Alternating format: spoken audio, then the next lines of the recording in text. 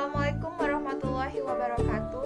Perkenalkan, nama saya Imelda Sari, mahasiswa dari Politeknik Kesehatan Tanjung Karang, Prodi D3 Kebidanan Tanjung Karang, kelas reguler 2, tingkat 2 dengan NIM 18 15 40 10 64. Di sini saya akan menjelaskan kehamilan ektopik terganggu dari mata kuliah kegawat daruratan. Baiklah, langsung saja saya akan menjelaskan materinya. Baiklah, saya akan menjelaskan pengertiannya. Pengertian dari kehamilan ektopik terganggu adalah hamil di luar rahim atau kandungan yang bisa menyebabkan perdarahan dari vagina dan bisa menyebabkan nyeri panggul hebat. Jadi, ini ciri-ciri dari kehamilan ektopik terganggu. Kalau sudah keluar perdarahan dari vagina dan nyeri panggul yang hebat, maka langsung bisa dikonsultasikan ke dokter. Kemungkinan itu terjadi kehamilan ektopik terganggu. Normalnya menempel di endometrium. Jika kehamilan ektopik terganggu ini menempel selain di endometrium, seperti di tuba falopi, indung telur, rahim, dan rongga parut. Lalu setelah itu ada etiologi. Etiologi ini belum diketahui secara pasti, sering dikaitkan dengan kerusakan tuba falopi.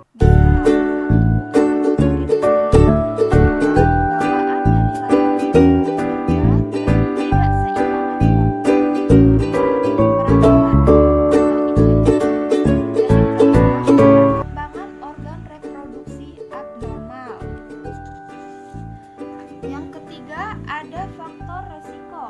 Faktor yang dapat meningkatkan faktor resiko dari kehamilan ektopik terganggu. Yang pertama, ada usia 35 tahun. Wanita hamil lebih dari 35 tahun sebaiknya dihindari karena ini akan meningkatkan resiko kehamilan ektopik terganggu dan tidak baik untuk kesehatan ibu dan bayinya. Yang kedua, riwayat seperti ini, segera lapor ke dokter untuk berkonsultasi bagaimana tentang kehamilan yang baik untuk kesehatannya.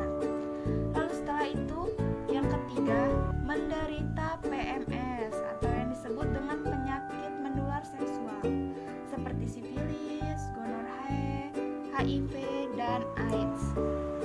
Yang keempat, riwayat kehamilan ektopik.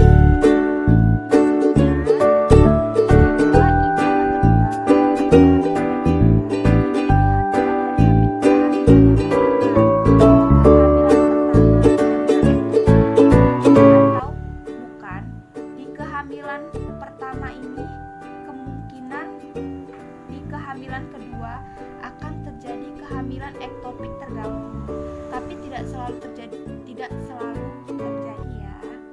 Kemudian yang kelima, riwayat keguguran berulang. Yang keenam, ada pernah operasi di bagian panggul atau rahim. Yang ketujuh, pernah menjalani pengobatan masalah kesuburan. Yang kedelapan, menggunakan alat kontrasepsi spiral. Yang kesembilan, memiliki kebiasaan merokok. Jadi harus dihindari ya, karena kita tahu merokok itu tidak baik untuk tubuh. Setelah itu ada gejalanya.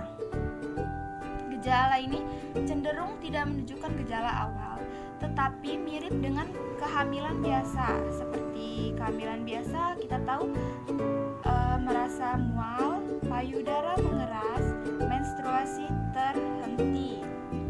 Jadi ada gejala tahap lanjut nanti ketika bertambahnya usia kehamilan, sering terjadi nyeri perut yang sangat hebat, perdarahan vagina, dan akan semakin terasa seiring berjalannya waktu atau umur kehamilan yang semakin bertambah ya. Selanjutnya ada kapan harus ke dokter. Segera periksa jika 1. Sakit seperti tertusuk di bagian perut atau panggul. Yang kedua, nyeri di satu sisi bawah perut. perut yang semakin memburuk setiap harinya. Yang ketiga, nyeri di dubur saat BAB. Yang keempat, perdarahan ringan berat atau darah lebih gelap dari menstruasi. Yang kelima, merasa pusing atau lemas.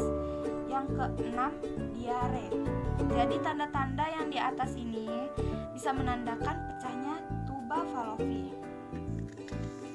Lalu ada pengobatan. Di sini pengobatannya, sel telur yang telah dibuahi tidak akan tumbuh dengan normal jika di luar rahim. Maka harus segera diangkat untuk mencegah terjadinya komplikasi. Jadi di sini ada 3 pilihan ya. Pilihan cara pengobatannya, yang pertama bisa disuntik metoresat. Yang kedua, operasi laparoskopi. Dan yang ketiga, operasi laparotomi. Lalu yang terakhir ada pencegahan. Kehamilan ektopik terganggu tidak bisa dicegah, tetapi resiko bisa diturunkan. Seperti yang sudah saya jelaskan tadi ya, ada resikonya. Yang pertama, hindari perilaku seks yang beresiko, seperti seks bebas, berganti pasang-pasangan.